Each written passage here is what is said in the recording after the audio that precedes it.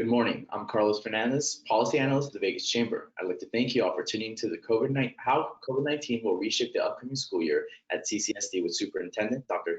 Jara and with the Vegas Chamber President and CEO, Beth Sewald. Before we get started, I want to take a moment to explain some features of this call. In order to preserve high sound quality, we're muting everyone on the call besides our presenters to make it easier for everyone to hear. If you'd like to ask a question, there are a few ways you can do so.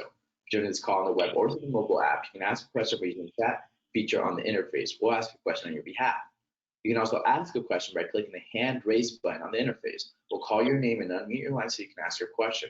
Once you have asked your question, we'll mute your line so that everyone on the call can hear the answer. In order to preserve time, we ask that you please keep questions brief. We'll be taking all questions at the end of the call. Now, please welcome the Vegas Chamber President and CEO, Beth Sewald.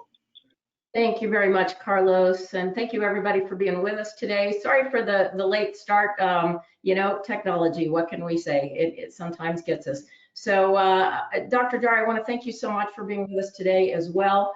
In watching the CCSD school board meeting last night, I know the trustees had a lot of questions. I've heard directly from a lot of our Vegas Chamber members as well, so I know they have a lot of questions and concerns. So I just want to welcome you and thank you again for speaking directly with us today. And I know you want to walk us through some of the key points of your plan and then take a few questions from our members. Just to kind of get us started, we know that the timeline is for the school board trustees to approve the plan by July 9th, and then for the State Board of Education to approve by July 13th. And then we know that the plan divides students into two cohorts to attend school in person 2 days a week and then remote 3 days a week. So, and then teachers would go back on August 10th and students would go back on August 24th. So we really appreciate, again, you being with us, and we look forward to seeing your presentation and then taking questions. Thank you so much. Yeah, no, thank you, Mary Beth, and good morning, everyone. I'm excited to be here. As Mary Beth mentioned, yesterday we presented our best thinking. I like to say that because, I've been involved in a lot of conversations across the country, a lot of feedback from our group, and I wanted to go over briefly on the presentation, spend some time on where we are, and then move forward in some of the next steps. I'll just start by saying, as I mentioned this morning, I was on a call with NAST, our Superintendent Association, with the state superintendent as well.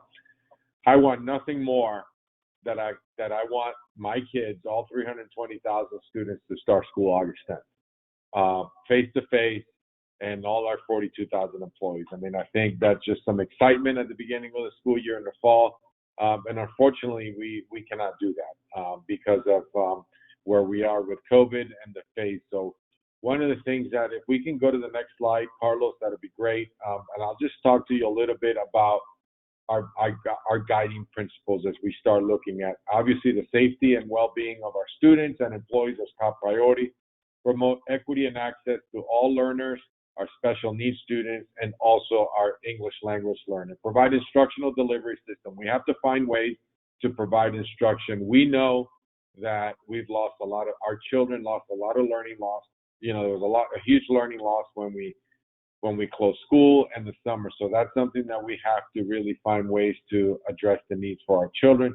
And then obviously the positive relationships, our interactions. Our kids learn by being with one another. If you can go to the next slide, this next couple of slides that you see is, we're following what we know, what we've considered, what we recommend, and what's next. The roadmap is the roadmap to recovery for Nevada Phase 2. We are opening, or the presentation that I briefed the board on yesterday and the public, it's around Phase 2. We felt that if we can find ways to open Phase 2 when the governor and the state decides to go to Phase 3 or Phase 4, we can loosen up a little bit of some of the requirements. And if we go the other way to Phase 1, we can then go back and pivot. So we are in the middle of a potential either accelerating or going backwards. If you can go to the next slide, Carlos, what we know, we know our guidance for opening schools, the Phase 2, and then obviously the path forward. I put this quote up, because we are also, as we have been partnering with Harvard University, don't let the perfect be the enemy of the good. We have to find a way to provide opening our schools and have a good plan. If we are going to be perfect, we will never open schools. And the reason that is because we don't know. We don't know where the virus is taking us. We don't know the guidelines, but we have to plan moving forward. So if you can go to the next slide. Obviously these are the guidelines. We've been following the guidelines. The health screening and social distancing are some of the most important things for us. If you can go to the next slide, Carlos. So where are we right now? Phase 2, the silver stage stabilization, the broader opening of businesses. So thank you for opening up your businesses, because obviously we're starting to get the economy, the 6 feet, social distancing measures in our classrooms, in our schools, the avoid the events. We can't have our gym classes. We can't put all the kids in the gym if it's more than 50. The travel restrictions, the vulnerable populations can still work from home, and some of our vulnerable students will also go to school from home. And also encouraging, but we know the governor, this was created before, and now we know where the governor with his latest on the face cover. And if you can go to the next slide. And the path forward, again, the State Department submitted the latest path forward to us last Tuesday afternoon. So again, we are in close compliance with where the state, if you can go to the next slide, and some of the things that the state has shared with us. Unprecedented challenge for our school systems. We are in a public health crisis. Public health crisis across the globe, across the country. And all the guidelines continue to evolve. We have the shifting circumstances, the lack of agreement, of divergence of opinions, the scrutiny of the plan. We know that this plan is going to be scrutinized. So the things for us is what do we need to do to really get our best thinking forward, and the compressed timeline. I still don't have a budget for next school year. My principals, we need to really, it's tough enough to really close schools and open schools in the summer. Well, we've added some changes here, obviously with social distances and our health crisis and what to expect. So we are, right now it's too late. We know that, so we are working as fast as we can to really try to get a plan in place for our schools. If you can go to the next slide, Carlos. So what we've considered, and this came from the working group, half-day sessions, year-round calendar. This community is aware of what year-round schooling is. The quarter-based system, that means every quarter the students have a different schedule. So we looked at all of these, the blended learning opportunity as well, which is the hybrid that we're looking at. Just doing our high schools and our middle schools online virtually. That was something that we also considered. A delayed start, starting school after Labor Day. So see what the virus does. We've looked at all of those. Certain weeks, kids come to school during 1 week or off the next week. Certain days, which is where we landed, and half-day sessions. That means that cohort of students will come during the morning, and then we'll get a cohort in the second day. All of these things we considered to look to see how we start school August 10th. If you can go to the next slide, it kind of gives you the criteria. What did we look at? Obviously, health and safety of our students and staff was number one priority. Instruction, what is the instructional model going to look like? Then the financial impact. Some schools, if we go to a year-round schooling, obviously there's a different cost. If you go to a half-day, 2-day sessions, we used to do that. That's more teachers. So then, was it feasible? Can we operate? Can we switch within 6 weeks? Community impact. We know how important we are to the community for us to run. This is a different community, a different town, different city, 24 hours a day. So we were also cognizant of what that is, and we provided choice. One of the things that you'll see within the presentation, that there is choice, and then obviously the risk, the health risk, the risk to the organization. This was our evaluation criteria for us. If you go to the next slide. So what we ended up and we considered a blended model with a delayed start. The delayed start is for students, because what we've learned is that our teachers and our administrators need a lot of professional development. They need to be here before our children come to school to be ready to go, and then the cohort model on certain days. If you go to the next slide, it gets into more of the details of what we're correct, what I just mentioned, the adjusted start date. That means our kids will start school August 24th. blended learning certain days, and we'll get into more of the cohort model that we have in the semester-based course for our secondary schools. That means we're shrinking the opportunity for our kids for credits, but then we're going to do it on a semester level, almost like a college campus.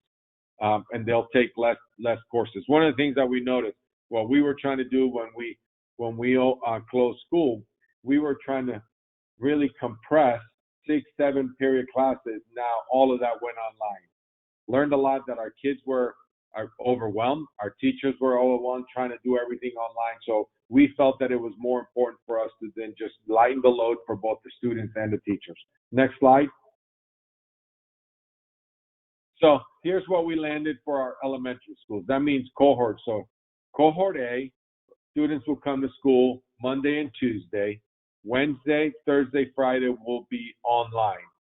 Cohort B will be the opposite, right? Online instruction, virtual distance education, Monday, Tuesday, Wednesday. Thursday, Friday, we'll do face-to-face. And then cohort C, that means parents that can say, hey, I really enjoyed this virtual, I really enjoyed this distance education, and then I'll stay at home for the 5 days. The Wednesday is very important. Not only the CDC guidelines are telling us that every time you switch the cohort, you have to now do some enhanced cleaning and, to really disinfect our campuses, disinfect our schools. The other very important piece that we're missing here, that needs to be really shared on Wednesdays, it's also for our teachers to spend time, professional development, learning from one another. How are things going? One of the things that we haven't done as a district, as a state, is really invested in professional learning for our teachers. So that's what we ended up for our elementary schools. If we can go to the next slide, it's very similar for our middle. Well, now here's the slide, the face-to-face. What we're doing here is providing our potential schedule to make sure that we're also complying. The distance education, we're going to be doing all our electives, art, music, library, our physical education. That's going to be done distance. We're going to bring our kids for the core content. And what I put out here is just a sample schedule. If you go to the next slide, our middle school is very, very similar with a cohort. Again, some of the same things here that we have for distance education, our enrichment, and our 4 courses to improve. Looking at shrinking, and I want to make sure that we're clear that what we have here is a sample. It's not that school's going to start at 8 o'clock. One of the things that we learned yesterday from the board, this is also a very important time. Research says that our high school students need more sleep in the morning. So we're going to look at potentially in moving back our start times. And then the last slide here is what we're looking at is our high school. The next slide, Carlos. There we go. Year-long courses compressed into semester. Again, some of the same things, the nutrition breaks and restroom breaks. One of the things that, schooling is going to be totally different. We know that if we're going to come face-to-face. So our elementary school kids are going to eat when they come in. Lunch will be in the classroom, practicing social distancing. And our high schools they're coming in. Our lunch will be at the end of the day. That means our kids, when they leave, they'll grab a lunch. So it's going to be almost like a grab and go for our students, because we cannot put hundreds of kids in the cafeteria to eat lunch like we used to. Next slide. So the benefits, students, staff, and health, this takes into account because we're going to be practicing social distancing. You'll get into the classroom space, regular face-to-face instruction. We know that we had a huge learning loss. At least it's going to be a way for us to put face-to-face. Our teachers will have their eyes on our kids for at least 2 days. Regular peer and adult connection, small class sizes, acceleration activity, flexible. This plan gives us that flexibility to pivot one way or the other, and it gives our families choice. The challenges, I'm going to tell you, I know we're going to talk a little bit about the daycare, the childcare for our children. Unknown, we still don't have a budget.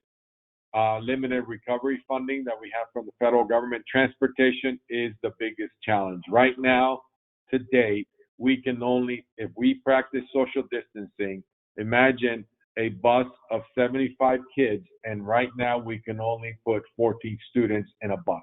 If we to meet that requirement, we need more buses, and we would need more, obviously routes. One-on-one Chromebooks, we still have a shortage of Chromebooks, and connectivity at home, experience, and preparation. We need to make sure that we provide professional development for our educators. If you go to the next slide.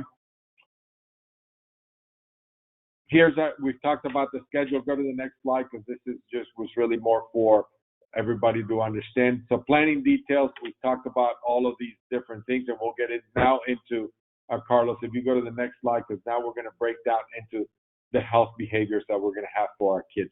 Educate students, parents, guardians, and staff about and promotion of illness prevention practices, provide a clean, safe learning environment for our staff, implementing social distancing education on hand washing, hand sanitizing. We are going to require face cloth to be cloth masks to be worn by students, staff, and visitors. We are purchasing the mask now. I know the governor just released that between the ages of 2 and 9, you don't have to wear. We haven't made that decision in what we're going to do in our schools. But again, these are things that we've taken into effect by our head nurse. If you go to the next slide, it gives us a little bit more on the procedure. So our kids will walk in. We're going to ask our parents to check their students, check their children before they send them. Do you have a fever? Do some of that health check, arrival at our school, follow the instructions. We now have to train our educators to make sure to monitor that as the students are coming in. Social distancing all the time when they walk into school. It's not like they can just run. Like, we love our kids when they come in, especially our elementary schools, for them to do that. Walking into the school, it all has to be very structured. Utilizing hand sanitizers when they walk into school. And again, anybody with obvious signs or symptoms of illness, they need to go to the health office. If you go to the next slide.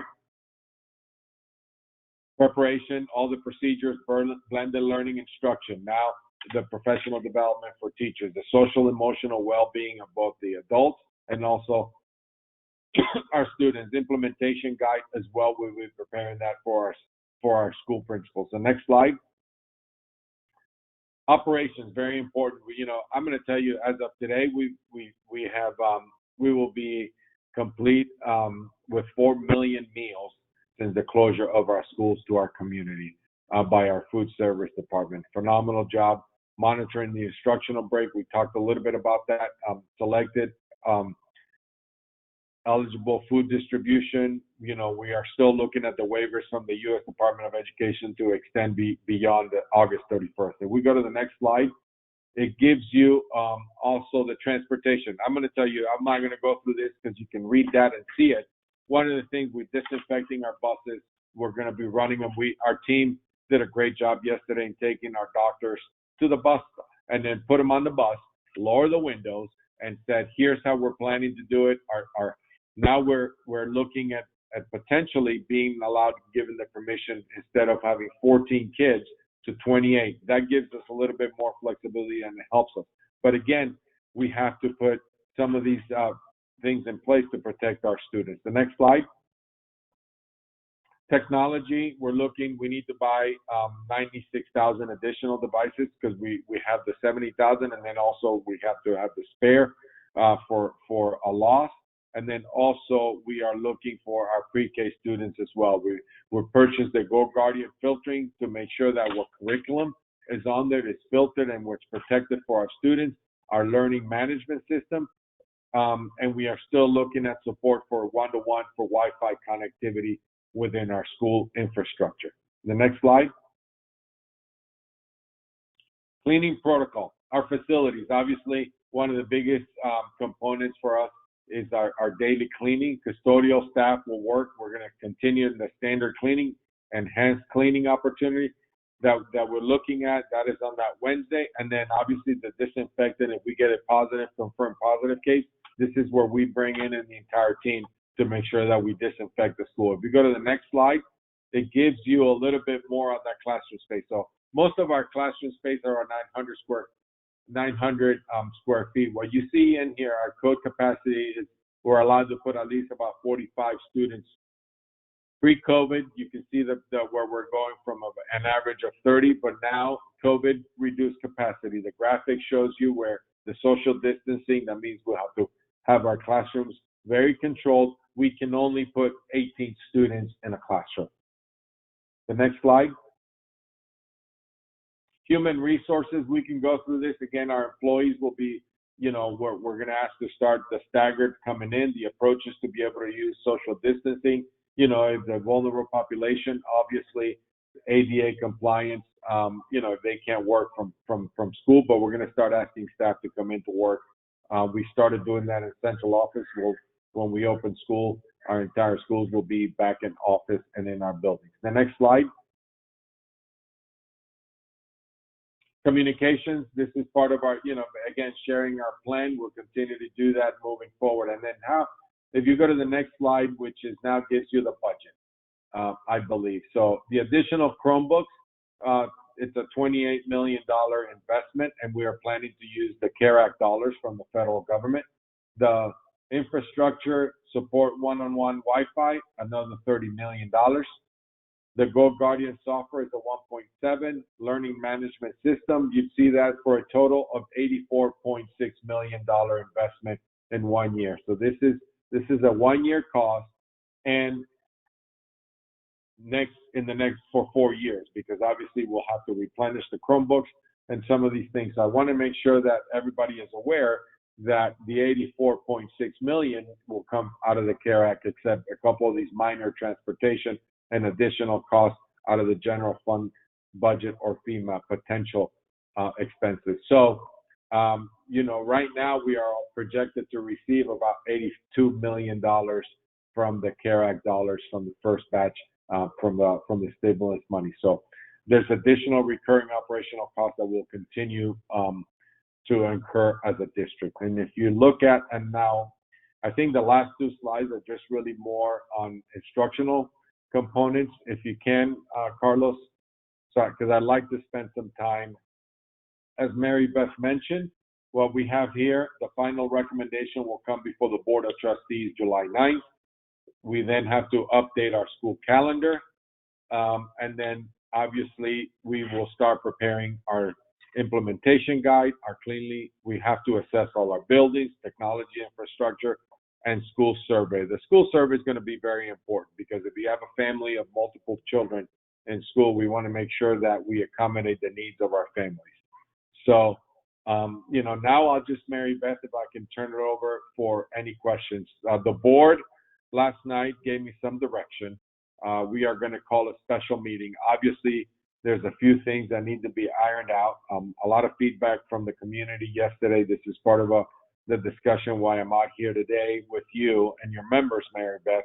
It's important for me to understand what we're thinking, the challenges that we're facing for our families as we are still trying to find ways that we open school at least somewhat on a face-to-face to help our children learn. Okay, Dr. Jara, thank you for that presentation. And as you can imagine, we are getting bombarded with questions here. The first one I'm going to ask is about that. We actually have spoken about this one-on-one. And this question is about how are parents going to be able to balance their work schedule with the 2 days a week and so forth. This question in particular addresses, looking at the research and the fact that fewer children are getting sick, of course, and they report that less than 0.16% positive testing and almost zero severe cases. This question says the governor relies on science, and the question is, why aren't we doing that here at CCSD? Here's the question, why isn't the district pushing back so that we don't have to shrink to 18 or fewer students per classroom? And it goes on to say parents have no options but to quit their jobs. So can you address that question? I know that's probably one of the biggest ones that our members have. Yeah, no, thank you, Mary Beth, and that's a great question. It's a fair question. We are using the guidance from the governor's office on Nevada's phase 2 plan. Actually, when you ask about pushing back, we were just as state superintendents, we are sending a letter to the governor, really looking to say, okay, we see where we are. We haven't, really looking at the cases going and, that we've seen for our population, especially in Clark County, if, wanted to meet with the governor as all superintendents to really have a conversation around opening school. We understand where we are with the daycare and the childcare for our families, for our students. So we are, like I said, this morning we had a discussion. We're going to request a meeting with the health officials to see how we can either lighten up some of the flexibility for our students. But also, one of the things that I want your members to understand that we're also seeing that our teachers are concerned about coming back as well. So, it's if all kids come in, how do we then provide that screening? So we're in the middle. So the request is to bring the health experts to meet with all the superintendents. Our ask was, you're the experts in health. We're the experts in educating children. So how do we work together to find ways to open up our schools in a healthy way? Okay, I saw on one of your slides you addressed year-round school, but was that actually not an option in your plan? It was. It was something that we looked at. It wasn't very popular for families when we looked at the survey. We're going to go back and look at it again to see the potential cost increase for the organization, for the district. So we're going to go back and review to see why we eliminated as one of the options. I know parents didn't like it, and I sit on the national task force, and I know some other school systems are interested in the year-round schooling. And I said, be careful, because I know our families here who lived it for so long also were concerned about a year-round schooling. So we're going to go back and review it again. Well, because I know potentially, and it's hard to please everybody, some folks will want to homeschool all the time. Other folks want their kids to be in school or need their kids to be in school full time. But if we did try to go year round, that could potentially cut the statistics down by a quarter, potentially. I know we'd have to hire more students, but so I know there are pros and cons to that. We appreciate you looking into that as well. All right, how long do you think the schedule will be in place, the current one? Well, I'm going to tell you, it's going to be a little bit of a challenge for us to go back. I mean, I say it pivots. It could pivot to go face to face. The challenge will be for us once we go and if we open with this for our secondary schools to go to a year round, it will have to be for the year. Now, we could bring it back and then bring it face to face, but it all again depends on where we are with the cases and the science, and then where the governor's decisions on opening schools, opening the community, that will be up to the governor. But we can pivot to face to face. It'll take us just a couple weeks to be able to bring all the kids back in with transportation, but it's doable and it's flexible. Okay, so will you be providing PPE like the gloves and the face coverings or hand sanitizer and all of that? We're going to provide the hand sanitizer. We are purchasing PPEs. We put the order out for the PPEs to have them available. Now, kids and employees can bring their own, but we're going to have them available. Okay, I know it was maybe Trustee Garvey last night or Cavazos who brought up the digital divide quite a bit, and I know that's been a topic of discussion. I've sat on a couple of task forces with you. Do you know what percentage of students have Chromebooks and internet access across Clark County School District? Yeah, we have right now, we distributed close to 115,000 Chromebooks to date. Now, obviously that was through the summer. We're still continuing to distribute that out there. What we need to look at is obviously once we purchase and get the federal money for us to be a full one-to-one, that our goal is to have that in August when our kids come back.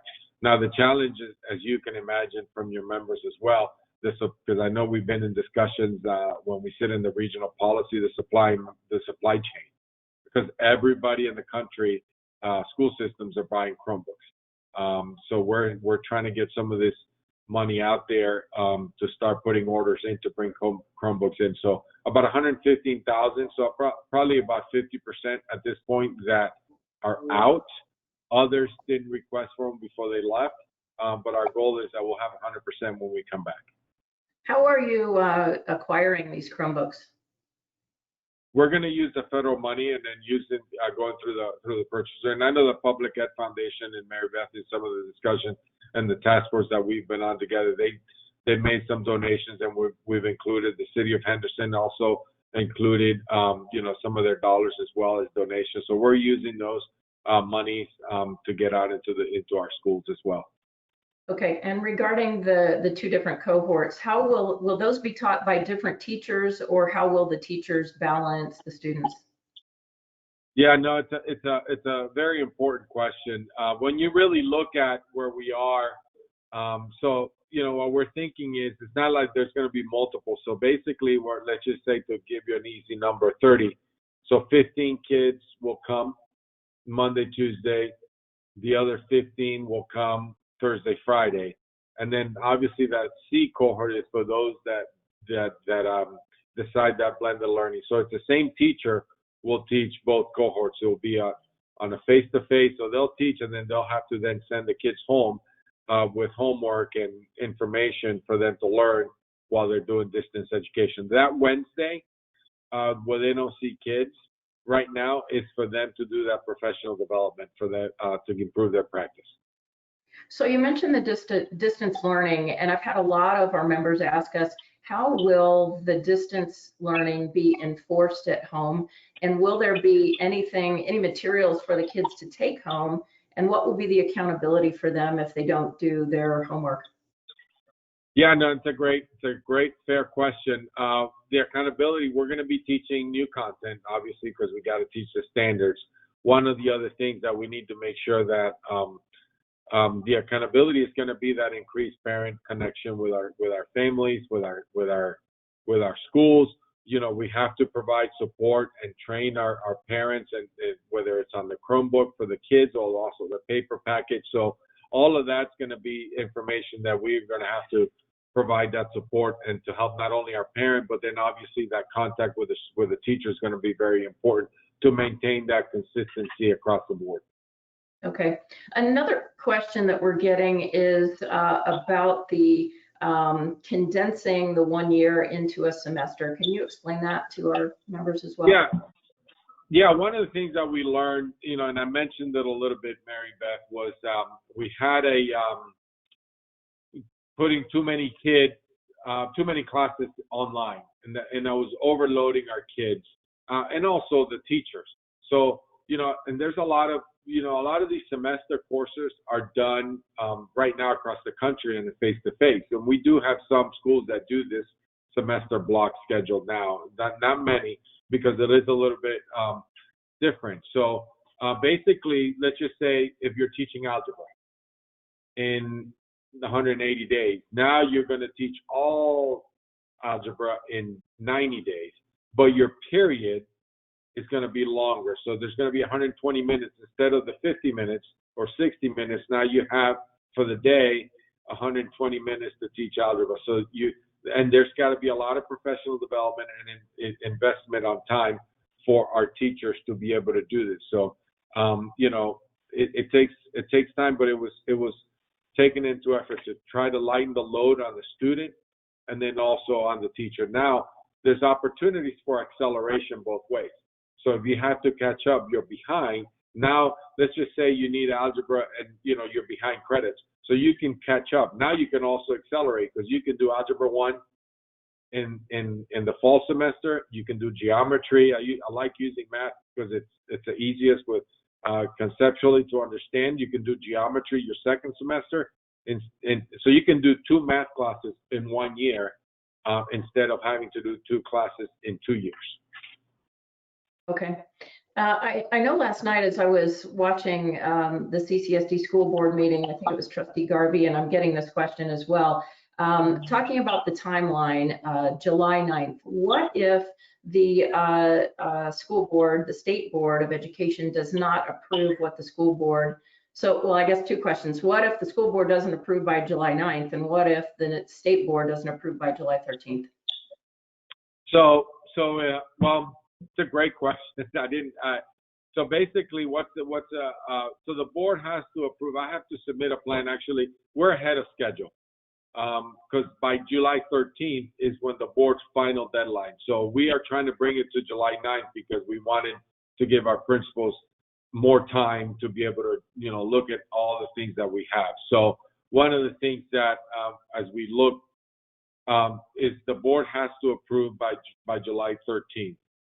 I wanted it on the 9th for planning purposes. So then I submitted to the state. The state superintendent for public instruction will have to approve. Obviously, her approval will be, make sure that it meets the path forward for Nevada and for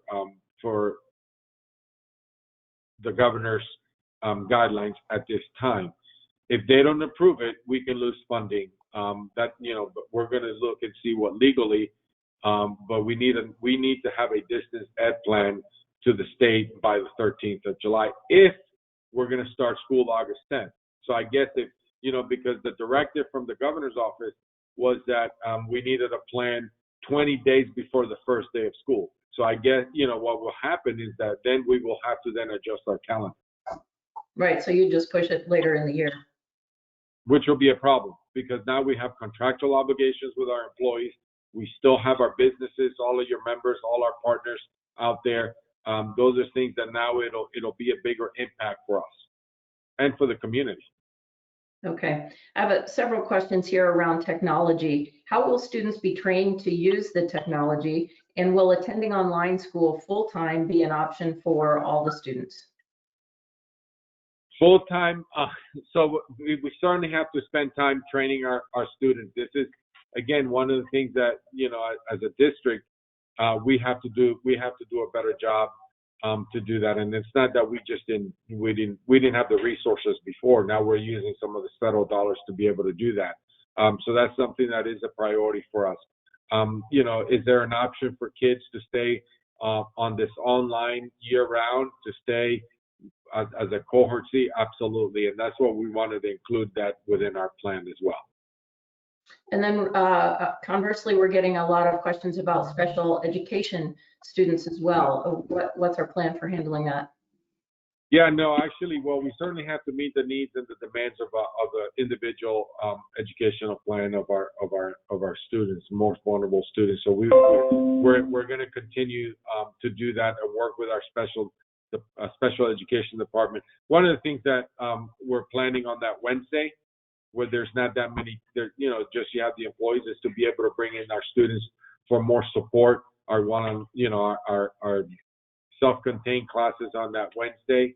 That's something that we are certainly looking at because we know that those kids need us, and our teachers need to find ways to make sure that we stay in touch. So that's what we're looking at using that Wednesday for as well.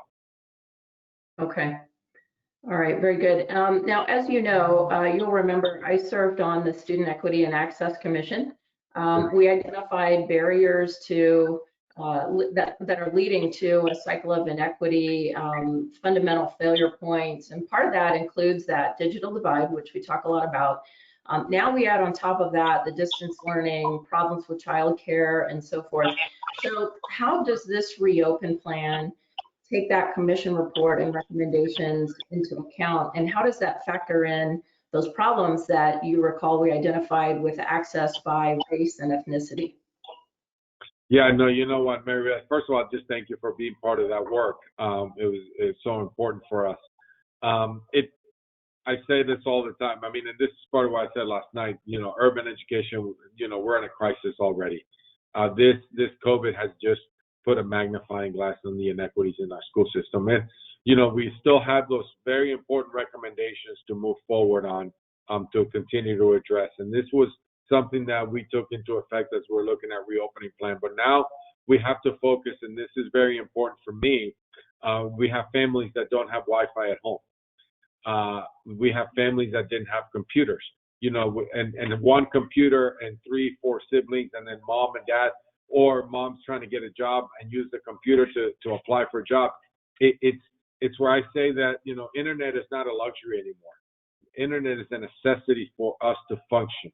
So that's why we partner with COHORTS and other to help us address those needs for our families. Now, one of the things that the digital divide, it was clear, and we had to reimburse because I wanted to use the CARE Act dollars for other things that we needed.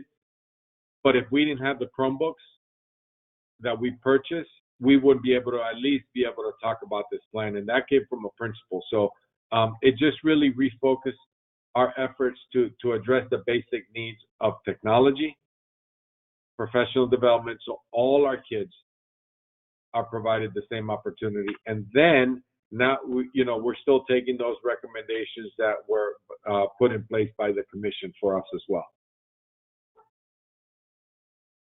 Okay, I know that feeding the kids was a priority of yours when this whole thing first started, and you were worried about letting the kids not come to school because a lot of them wouldn't have any food at all. So the next question is, will CCSD be feeding students at each school site?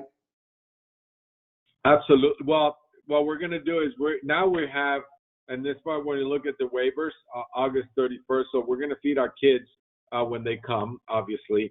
And we're going to continue with the food distribution centers for those other days for those kids that on the days when they don't come to school. It's important. Our families. That's why we were trying to. I know when we were in the midst of making that final decision, it was so important.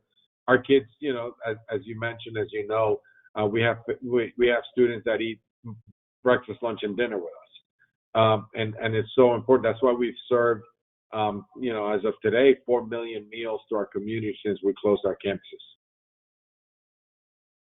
Yeah, I know that's a big concern of yours, and it is for a lot of our parents too.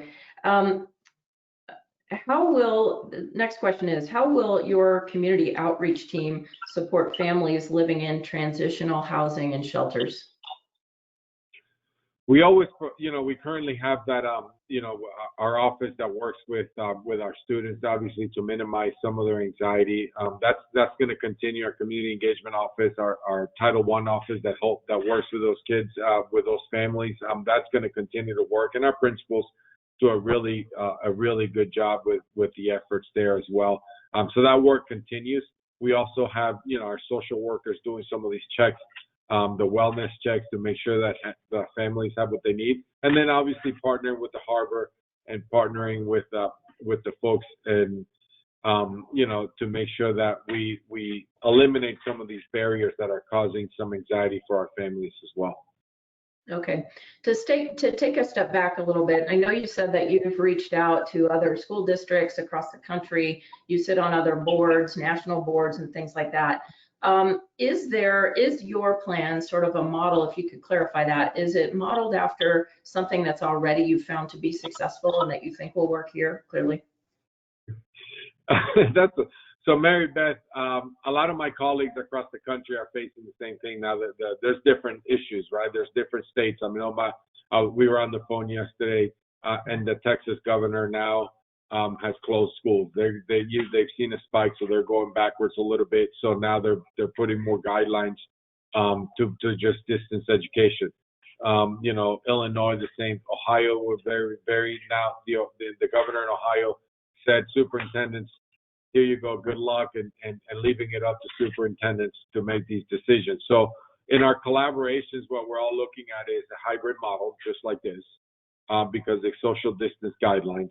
And then also providing a distance education component as well. So it's pretty similar. When we sat with HELP at Harvard, virtually sharing our plans, and I'll be honest, we had a different plan then. And it was my colleagues that said, you may want to think about what do you do, because we had certain weeks. And then what do you do with your high school kids to be out at home for an entire week? So it was that feedback and that cold and warm feedback that I get from my colleagues that we all sit around the table. We're all struggling with the same thing. Nobody's dealt with a world pandemic, but they're all very similar, and we all are facing the same challenges. Okay. I got another question going back to the nutrition. How will the teachers be able to, or how will the school district be able to get food to the students on those 3 days off? No, we're going to have our food distribution. We're going to keep our food distribution centers open, not obviously to the same capacity, to be able so families can come in and collect food there as well. So we're still working out some of those details and where they will be located depending on the needs of our families. Okay, I know Trustee Cavazos last night made a comment that she felt, of course, like this, of course, it is a compressed time frame, right? They just got the information last night. They feel a little pressure to try to make a decision without a lot of information. So what's going to happen between now and the 9th to try to educate the trustees so that they can make an informed decision about this? Yeah, so one of the things that I've asked, and Trustee Brooks did a great job in really, putting it all together, is to get some direction of what some of the next steps. So the next steps are, we're going to put everything, all the suggestions that they provided last night. We're going to come back. I know that we called for a special meeting, so there's going to be a special meeting with the trustees before the 9th. Again, kind of workshop style. We're going to bring back some other recommendations, some other things, some other challenges, so then we can go through that process publicly before the 9th, and then we'll rethink it again, and then bring a final plan for the board on July 9th. Okay. You mentioned President Brooks last night. She made some comments about not knowing how many kids, of course, might be online. But then I think it was you who said next, the plan is a good starting point. It's not ideal. And then you said that you were talking about balancing the safety of in-person with the distance learning. And I know that it is a balance, especially across all economic, the lay of the land is very difficult to navigate. So how do you take, make sure you have that balance? Well, obviously, so we don't know. One of the things we'll find out more with the survey. We're looking at the guidelines of the 18 students. Now we have potentially an increase in the buses with social distancing and educating our kids, go through that process. So those are some of the things that, that's the safety, right? And what do we do with our vulnerable population? Our students are medically fragile. Protect them, protect our employees. And if a teacher gets sick or is positive, so obviously those are some of the top priority. So addressing and then finding out who wants to do online. So once our principals start looking at all of that information to be able to build their master schedule, I go back, I said, I want our kids at school, but I have to really look at all the logistics, the big puzzle, if you will, to be able to find ways to bring them in onto our campuses in a safe manner, protect them, and then, so our teachers could, ideally, in a perfect world, if a third a third take the distance education, a third takes the second cohort, it's a lot easier, but I don't think it all works that way. Yeah, good luck with that. Yeah. You mentioned medically fragile students. I know we talked about that last night. Is there any medical report that you know of that supports sort of the governor's position that students are susceptible to contracting COVID? No, I haven't seen it. I don't know. I haven't seen it yet. So you're just, trying to be in compliance. I know Council Lavelle mentioned last night that this was the best option legally, and it's appropriate because it complies with Washoe, Southern Nevada Health District, and so forth. So can you speak to that a little bit more? Yeah, absolutely. Well, that's we're following the guidelines that were set by the state leadership, the path forward. The good thing is that, when the state released their plan on Wednesday, after ours was out on Tuesday, one of the things that it really complied with everything that the state put out there, because we had, obviously done our research and been working with other districts. So, that's where, that's where we're taking the direction. We're taking the direction from the health experts at the state level. And it does comply with it. Our medically fragiles are more our special needs students that are most susceptible to potential other illnesses. So those are the babies that, that I'm really, I'm also worried about, and make sure that they stay healthy with us. Okay. As you know, we're gearing up for a special session of the legislature. Your proposal, I think, entails about $85 million. The state budget shortfall that we're looking at is $1.27 billion. What are your plans for the special session and maybe for the 21 session, or how do you approach that? Yeah, you know what? So the 84 million, obviously, we're going to use potentially some of the federal dollars. We're going to look to see, obviously, see what that budget shortfall is. We've been in conversations with the state. We don't have a number. We still don't. Hopefully, they continue to protect education for our students, because we, and part of all the work that we have been doing together with the chamber and Workforce Connection, we need to help you and help this community diversify the workforce. So that's very important for me, that this partnership that we have with you and Workforce Connection. Now, the goal moving forward with the legislature is to minimize the impact of K-12 education. We do have, when you look at our budget and presented it last night, where there's about $120 million out in our schools that has been on carryover money. So if we have to make some budget cuts, I think we'll be okay at least this year, because we will be able to absorb it. But I just don't know what that number is. Hopefully, like I said, they protect K-12 education, but I know everybody's hurting. But our children are, for me, the priority for us to really diversify the economy here and come back. Okay. This question is about teachers and how they should balance their time. Says teachers are saying that they only get 50 minutes a day for prep. How should they be expected to teach cohort A in person and online in cohort B and C? Yeah, that's why so they get a prep 50 minutes a day for our secondary, and then they'll have that Wednesday, the opportunity on that Wednesday to be able to prep their lessons and do professional development. So they'll have that middle of the day as well to be able to do that, to be able to prepare it, because it is a different way of teaching. Yeah, so they'd have to, instead of planning day of, they would plan days in advance, I guess, if that's the... Correct. Absolutely. Okay. Again, we're getting a lot of questions about how to deal with this childcare issue. So I would really hope that if the biggest chamber can be of service in helping figure out some plans there, because, for example, we've got single income, single parents who have zero options or what to do with their kids, if they have to go to work, because then you have the employers who are saying, okay, how can I retool my entire business model to allow for parents to take care of their kids if they're not in school? No, absolutely. When you really look at, that's my biggest concern. Obviously, so many others, but this is our families, our teachers who need daycare for their kids. We partnered, or we're, and they've always been in conversations, but I've had discussions with the county, with the municipalities, also with our nonprofits as well, to see how can we ramp up and work together to do that. And obviously a suggestion came up: can the teachers bring their kids to school that need daycare? So all of these different things we're going to continue to explore.